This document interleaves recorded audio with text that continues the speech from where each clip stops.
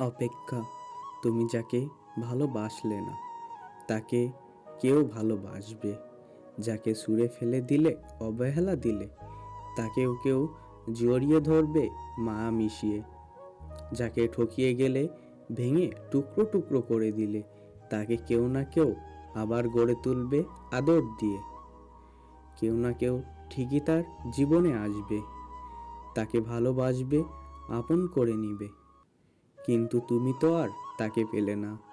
মানুষ তাকেই হারাতে চায় যে তাকে ঠকাতে চায়, যে তোমাকে মন প্রাণ উজাড় করে ভালোবেসেছিল।